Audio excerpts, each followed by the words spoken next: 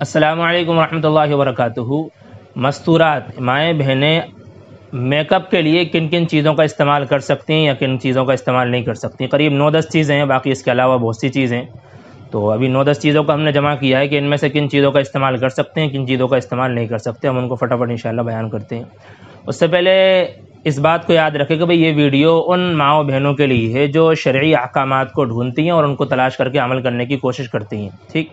یہ لبرل عورتوں کے لیے یا لبرل ماؤں بہنوں کے لیے نہیں ہے، ٹھیک؟ ہر ایک کوئی اپنی مرضی ہے زندگی گزارنے کی، تو ان کے لیے نہیں ہے، وہ ویڈیو چھوڑ کر کے چلے جائیں۔ ہاں اگر کوئی سوال ہو تو وہ کمنٹ میں کر سکتی ہیں، باقی کچھ غلط باتیں یا پھر کسی بھی مذہب کے تعلق سے کوئی غلط باتیں ہرگز نہ کہیں۔ ایسے ہی کچھ ان کے بھائی بھی ہیں جن کو یہ باتیں بری لگ سکتی ہیں۔ بہرحال تو ہم شروع کرتے ہیں۔ نمبر 1، نقلی بال لگانا۔ نقلی بال لگانا یا وگ لگانا جائز ہے اگر یہ خنزیر یا انسان کے بالوں کا نہ ہو تو۔ ویسے اگر نارمل ہے، ٹھیک ہے، ویسے دھاگے وغیرہ کے بنائے جاتے ہیں یا کسی اور جانور کے بالوں کا بنایا گیا ہے، ٹھیک، تو ان کو لگانا جائز ہے، لگا سکتے ہیں، ٹھیک۔ ہاں ایک بات اور یاد رکھیں کہ بھئی یہ جو زینت کی چیزیں بتائی جا رہی ہیں یہ غیر محرم کے سامنے نہ کی جائیں۔ جو غیر محرم ہے، جو اجنبی مرد ہیں، ان کے سامنے اس طرح کی چیزوں کو بالکل نہ کیا جائے۔ یہ جو بھی چیزیں ہیں وہ صرف اور صرف آپس میں عورتوں کے لیے ہیں یا محرموں کے لیے، یعنی یا تو شوہر ہو یا گھر میں باپ بھائی وغیرہ آپس میں کرنے کے لیے۔ تو سب سے پہلی چیز نقلی بال لگانا، وگ لگانا۔ نمبر 2، ٹیکا لگانا۔ ٹیکا ایک تو وہ جو غیر مسلم استعمال کرتی ہیں عام طور پر، ایک تو لال ٹیکا یا اسی طریقے سے جو ٹیکا ہوتا ہے چھوٹا سا اس کو لگا دیا جاتا ہے، تو اس کا استعمال کرنا تو جائز نہیں۔ باقی اس کے علاوہ جو زیور ہوتا ہے جو اس طریقے سے لمبے میں جو پہنا جاتا ہے باقاعدہ پورا، اس کو بھی ٹیکا کہا جاتا ہے، یہاں تک آتا ہے، تو اس کا استعمال کرنا جائز ہے، اس کو استعمال کر سکتے ہیں، تھوڑا یاد رکھیں۔ نمبر 3، نقلی بھویں لگانا جائز نہیں ہے۔ نقلی بھویں لگانا یہ جائز نہیں ہے۔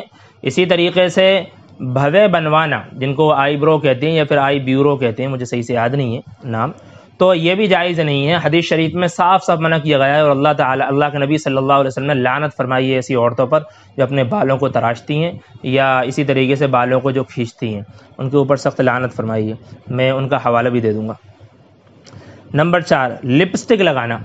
سب سے پہلی بات تو دیکھو بھئی لپسٹک کے بارے میں ایک جو بات چلتی ہے کہ اس میں سور کی چربی ملی ہوئی ہوتی ہے، تو یہ بات اوتھینٹک نہیں ہے۔ اگر واقعی پکا ہو جائے کہ اس میں کوئی ناپاک چیز استعمال کی جا رہی ہے تب تو بالکل ہی حرام ہے، استعمال کر ہی نہیں سکتے۔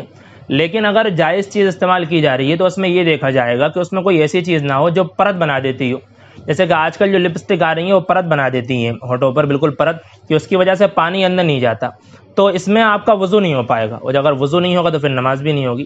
تو ایسی چیزوں کا استعمال تو کر سکتے ہیں، لیکن عام طور پر اس میں موم وغیرہ جیسی چیز استعمال ہوتی ہے، تو نماز میں یا وضو میں اس کا خیال رکھیں کہ اس کو پہلے سے صاف کر لیں، یا پھر پہلے وضو کر لیں اس کے بعد سے اس کو لگا سکتی ہیں، لیکن وہ بھی صرف محرم کے لیے، غیر محرم کے لیے نہیں۔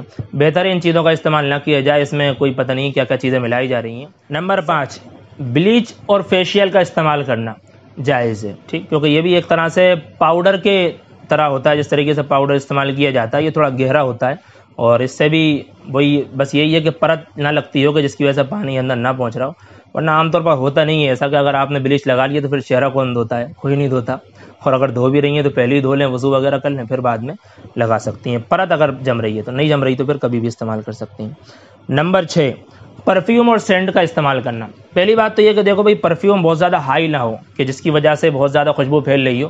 ایسی عورتوں کے بارے میں اللہ کے نبی صلی اللہ علیہ وسلم کا فرمان ہے کہ جو عورتیں بہت زیادہ پرفیوم لگاتی ہیں، خوشبو بہت تیز ہوتی ہے، اور پھر وہ غیر محرموں کے سامنے نکلتی ہیں تو وہ ایسی ہے، یعنی بہت مطلب غلط کہا ہے ایسی عورتوں کو، تو بچیں۔ ہاں ہلکی پھلکی خوشبو ہو جو آپ کی آس پاس کی عورتوں کو ہی پہنچتی ہو تو وہ استعمال کر سکتی ہیں۔ باقی اس کے علاوہ جو سینٹ جس میں یہ چیزیں ملی ہوئی ہوتی ہیں، الکحل وغیرہ، ان کا بھی استعمال کر سکتی ہیں، بس شرط یہ ہے کہ وہ الکحل انگور یا کھجور کا نہ ہو، اور عام طور پر آج کل انگور یا کھجور کا الکحل ہوتا نہیں ہے، وہ بھی استعمال کر سکتی ہیں، بس خوشبو کا خیال رکھیں۔ نمبر 7، بالوں کا اکھاڑنا میں نے پہلے ہی بتا دیا، چاہے وہ چہرے پر ہو، چہرے کے بال اکھاڑنا ہو، دھاگے کے ذریعے سے ہو یا ہاتھ کے ذریعے سے، کسی آلے کے ذریعے، جائز نہیں ہے۔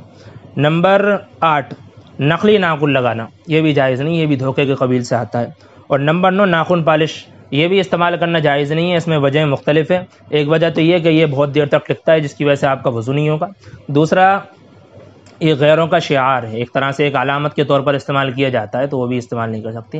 ہاں مہندی استعمال کر سکتے ہیں جو آج کل آ رہی ہے، اس کو لگا لیں۔ باقی اس کے علاوہ اگر کسی کے ذہن میں اور چیزوں کے سوالات آ رہے ہوں، کیونکہ یہ ہماری اپنی تحقیق ہے بھئی یہ چیزیں استعمال کی جاتی ہیں، اگر کسی کے ذہن میں اور سوال آ رہے ہیں تو وہ کمنٹ میں کر سکتے ہیں، ہم انشاءاللہ اس سے مستقل جواب دے دیں گے، لیکن یاد رکھیں کوئی بھی ہیٹ یا گندی باتیں ہرگز کمنٹ میں نہ کریں۔